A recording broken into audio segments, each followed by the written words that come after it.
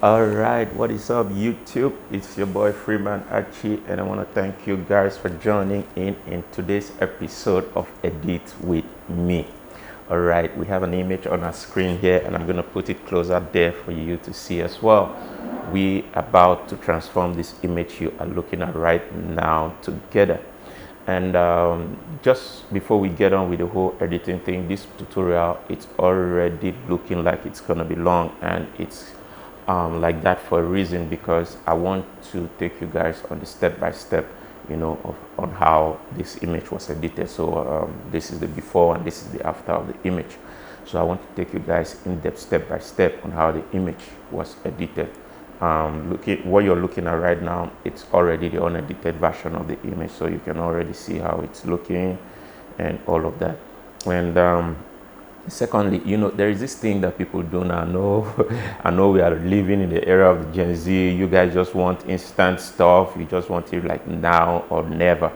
And people have a way of fast forwarding tutorials all the time. Sometimes you do that at your own detriment, because there are some things that might be said along the line in the tutorial that you just cannot fast forward. That is why sometimes masterclass, sometimes it's very, very helpful, because you are there live, and the instructor is giving their lectures, and some of those things the instructors are saying, you don't really know that 5 minutes to the conversation, you might not find what they're saying interesting, but as you keep listening, maybe like in 6 minutes, 6.5 minutes, you begin to hear things that are really, really interesting. In fact, what you needed to hear for that particular workshop. So don't just assume sometimes that you know everything. Be patient with yourself when you're learning. Take your time to watch the video. Sometimes tutorials are long for a reason. Take your time to watch the video. And because you guys have a way of saying sometimes, oh, wow, I have watched this guy's tutorial over and over again, I don't seem to understand what the guy is doing and all of that. No, it's not like you don't understand, but you keep skipping the tutorial every now and then. So if you take the time and the patience to follow through, the tutorial from, beginning of the tutorial to the end, you might see what you are missing out on. So like I said, take your time and watch this video. And don't forget, if you're new to the channel, don't forget to subscribe, like, and comment as well. If there is any area you're struggling on Photoshop, if there's anything in Photoshop that you're struggling to understand or comprehend, you can just leave me a message in the comment below, and I'll do a tutorial and try to see how I can help you out of that challenge. So enough talking, let's start editing. So we'll start making constructive criticism right now on the image. Now this is where we ask ourselves the question, what is wrong with this image? What's the problem of this image right here? From what you're seeing, what we're looking at here now, we're looking at this image. I mentioned in my last video that you should be able to make constructive criticism, where you criticize your image yourself, depending upon what you're trying to achieve with that image. What is wrong with this image? What am I trying to achieve with this image? So you should be able to make such criticism before taking it further for editing. So here we are in Lightroom, and looking at this image right now, I can see that the highlights of our image, I don't know, it's kind of I'm not really seeing the highlights right there, so I'm just going to take my highlights up a little bit. And if you look at the skin tone of our image, let me zoom a little bit closer. You see that there is a lot of there's not much texture on the skin of our image right here. So I also want to have the texture of that screen. Talking about highlight, I'm still going to take my whites up a little bit, and then I'll go to my texture and increase my texture there a little bit. You can see the textures coming out of the image, and I'm just going to take my clarity just about that point. It's okay, and I'm going to base the image a little bit. Alright, to give me now you'll notice that we are getting back the texture on the skin of our image. Just before we go further, I'm going to show you a quick before and after. So look at how much transformation we have already done in Lightroom, before taking the image further for editing in Photoshop. So these are some of the adjustments that are lacking, in your frequency separation.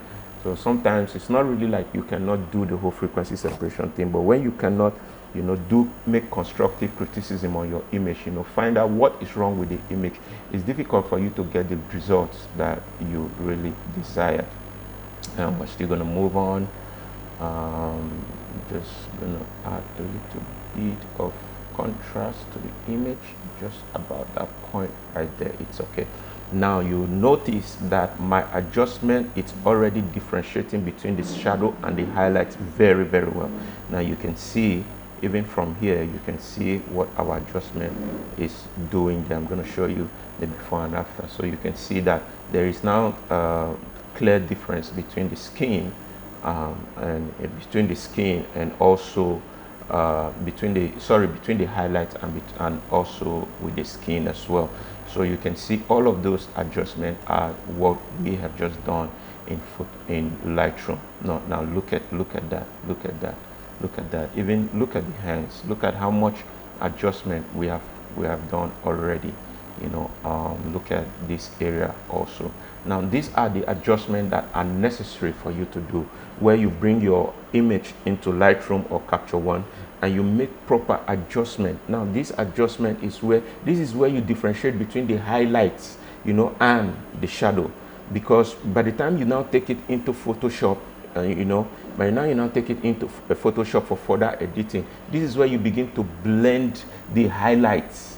You begin to blend it together. This is where you begin to make proper blending between the highlights and the shadow. But you will not be able to do that if you don't take your image into Lightroom, and make those adjustments that are necessary.